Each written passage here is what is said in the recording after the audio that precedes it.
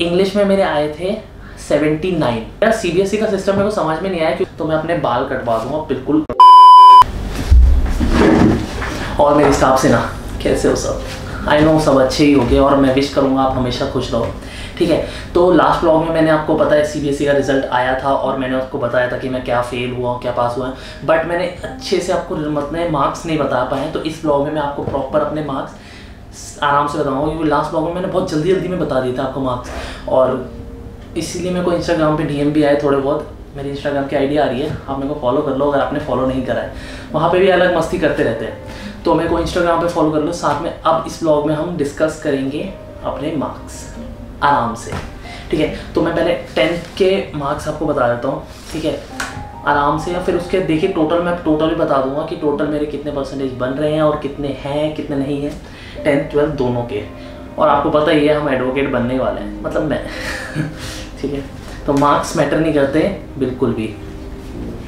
वैसे एक बात बताऊँ, अगर आपका 10th का भी रिजल्ट आया ना, तो 10th का मैं बता रहा हूँ रिजल्ट से सिर्फ एक तो मतलब एक बेसिक तो है कि आपकी मतलब कौन सी स्ट्रीम आप चूज़ करोगे वो फ़र्क पड़ेगा, बट उसके अलावा फ्यूचर में आपकी 10th की मार्कशीट कहीं भी यूज़फुल नहीं है एक्सेप्ट सिर्फ एक जगह, जो है आपका ड्राइविंग लाइसेंस।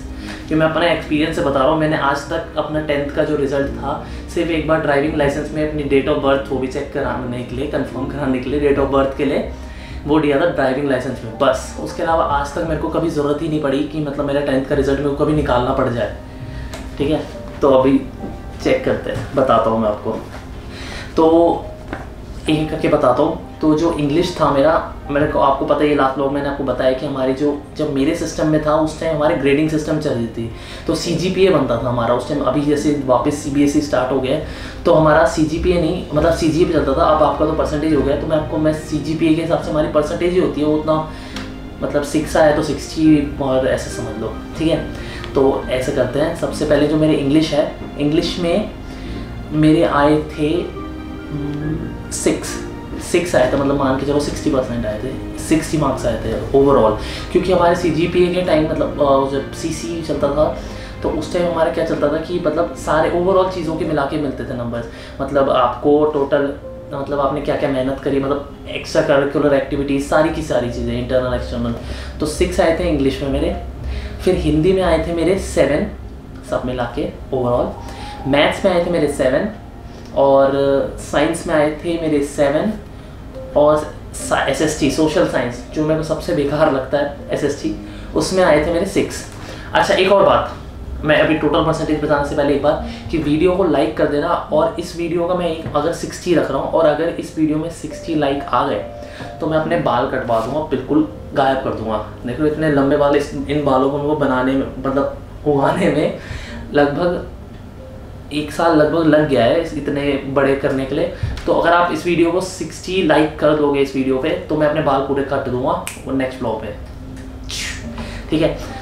तो जो मेरी टोटल सीजीपीए बन रही थी ना, वो बन रही थी मेरी 6.6, मतलब 66 मान के चलो। तो मैंने फिर उसके बाद अपना हो गया था सही, तो मैंने कॉमर्स ले ली थी क्योंकि मेरे को थोड़ा कॉमर्स में था, मैंने इसलिए ले लिया था, ठीक है। तो 11th 12th। अच्छा एक बार बोलूँगा कि यार अपनी स्कूल लाइफ बहुत इंजॉय करना है यार, स्कूल लाइफ बहुत अच्छी होती है, ये बहुत ऐसी बात है, आपको पता ही होगा, ठीक है। सेकंड, अब मैं सेकंड आपको बताता हूँ। सेकंड जो मेरा, अब मैं 12th की अपनी मार्कशीट बता रहा हूँ, 12th की मेरे जो परसेंटेज बन रहे थे टोटल, ठीक है, एक एक करके बताऊँगा पूरे डिटेल में। तो इंग्लिश हमारे टोटल 5 सब्जेक्ट थे क्योंकि कॉमर्स में था, तो मेरा English, economics, maths, business, accounts, ठीक है, और फिजिकल एजुकेशन था, वो तो चलो ऐसा ही होता है, ठीक है। तो इंग्लिश में मेरे आए थे 79, ठीक है, और इकोनॉमिक्स में आए थे मेरे 50, वो भी पता नहीं कैसे आ गए थे 50, मतलब पता है मेरा सीबीएसई का सिस्टम मेरे को समझ में नहीं आया, क्योंकि मेरे जो पेपर्स बहुत बेकार गए थे उसमें मेरे एक्सेप्ट अकाउंट्स, मेरे जो पेपर बेकार गए थे उसमें मेरे बहुत अच्छे नंबर आ गए, और जो मेरा बहुत अच्छे गए थे, जैसे इकोनॉमिक्स मेरे सबसे अच्छे गया था एग्ज़ाम, और सबसे कम उसी में आया मेरे 50, आई डोंट नो। तो इकोनॉमिक्स में आए थे मेरे 50, मैथ्स में आए थे मेरे 53, बिजनेस में आए थे मेरे 61। और अगर कोई मेरे बैच के बच्चे अगर देख रहे हैं तो उनको पता होगा कि बिजनेस के एग्ज़ाम में हमारा क्या हुआ था, स्पेशली मेरे साथ क्या हुआ था, अनफॉरगेटेबल डे, ठीक है। 61 आए थे मेरे बिजनेस में, अकाउंट्स में आए थे मेरे 86, सबसे अच्छा अकाउंट। और फिजिकल एजुकेशन में आए थे 60, तो मान के चलो मतलब फिजिकल एजुकेशन जैसे पेपर में मेरे 60 आए हैं, वाह। तो यहाँ तो हम हो गए पास, अगर लिखा हुआ दिख रहा है, ठीक है, तो पास हो गए थे। और ओवरऑल जो मेरी परसेंटेज बढ़ रही थी वो थी 69 पॉइंट, जो मैंने करा था टॉप 5 का ही होता है ना, तो टॉप 5 में हिसाब से मेरे बोर्ड मतलब जो कॉलेज में एंट्रेंस होता है उसके हिसाब से मेरे बन रहे थे 69 पॉइंट समथिंग बन रहे थे जब मैंने उस टाइम भी करा था। अभी मैं एग्जैक्ट अभी करके नहीं करूँगा, आपको मैंने नंबर बता दिया, आप मेरा परसेंटेज चेक करके कमेंट में लिखो कि मेरे 12th में कितनी परसेंटेज बन रही थी टॉप 5 में और ओवरऑल टॉप 6 में, ठीक है। तो आप मेरे को बताओ कमेंट में। वैसे जितना मेरे को याद है मेरी बन रही थी 69, ठीक है। तो चलो अब ये मेरी ये टोटल परसेंटेज है। और मैंने आपको बताया मार्क्स से कोई होता है, मार्क्स से कोई फ़र्क नहीं पड़ता, ठीक है। तो वीडियो अच्छी लगी तो लाइक कर देना, शेयर कर दो, सब्सक्राइब कर दो, और अपने पेरेंट्स को भी बोलो कि मार्क्स हमारा फ्यूचर नहीं डिसाइड करते हैं, ठीक है। Bye, see you. और लाइक कर देना, 60 में 60 लाइक हो गए, ये गायब हो जाएंगे।